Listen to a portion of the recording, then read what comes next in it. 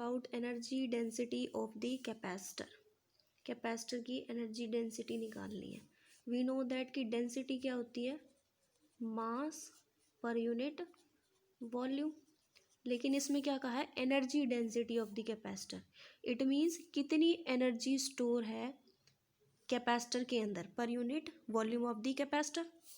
तो मान लेते हैं दिस इज अ कैपेसिटर जिसकी ये दो प्लेट्स हैं, कंडक्टिंग प्लेट्स, एक पे पॉजिटिव चार्ज है और दूसरे पे negative charge. It is denoted by C.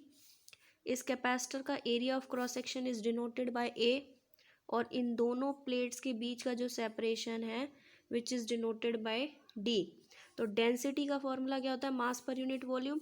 Energy density पूछा है इसीलिए टोटल एनर्जी स्टोर्ड, जो इस कैपेसिटर में टोटल एनर्जी स्टोर्ड है पर यूनिट वॉल्यूम।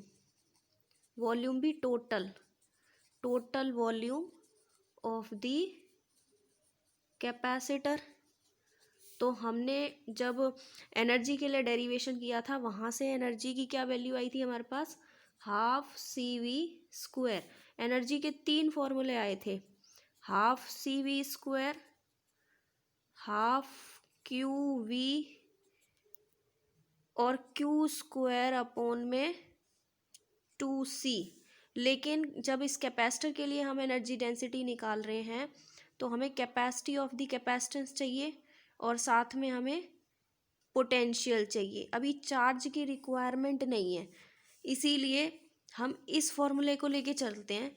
तो that is half C V square upon में वॉल्यूम। टोटल वॉल्यूम क्या है, वॉल्यूम क्या होता है, length multiply breadth multiply height. तो अगर एरिया को मैं इसके सेपरेशन से मल्टीप्लाई कर दूँ तो वो वॉल्यूम बन गया। तो A multiply by d, where A is the area of each plate and d is the separation between the plate. अगर आपको expression for parallel plate capacity याद हो तो वहाँ से कैपेसिटेंस हमारे पास आया था एप्सिलॉन नॉट ए अपॉन में डी। ये वैल्यू कैसे आई थी, ये वैल्यू आई थी कि इलेक्ट्रिक फील्ड की वैल्यू हमारे पास होती है between the plates sigma upon में epsilon naught, and potential gradient होता है हमारे पास पोटेंशियल अपॉन में सेपरेशन बिटवीन द प्लेट्स। दोनों इलेक्ट्रिक फील्ड इक्वल है लेफ्ट हैंड साइड, तो राइट हैंड साइड इक्वल कर देंगे तो V by d is equals to sigma upon में एप्सिलॉन नॉट। और यहाँ से पोटेंशियल की वैल्यू आ गई क्यू डी अपॉन में epsilon naught A, where capacitance is equals to charge per unit volume होता है। तो चार्ज की वैल्यू हम इसमें रखेंगे, चार्ज की वैल्यू क्यू ही रहेगी, और पोटेंशियल की वैल्यू आई है क्यू डी अपॉन में एप्सिलॉन नॉट ए। तो चार्ज से charge cancel, capacitance of a capacitor आ गया एप्सिलॉन नॉट ए अपॉन में d, where epsilon naught is the permittivity, वो भी एब्सोल्यूट परमिटिविटी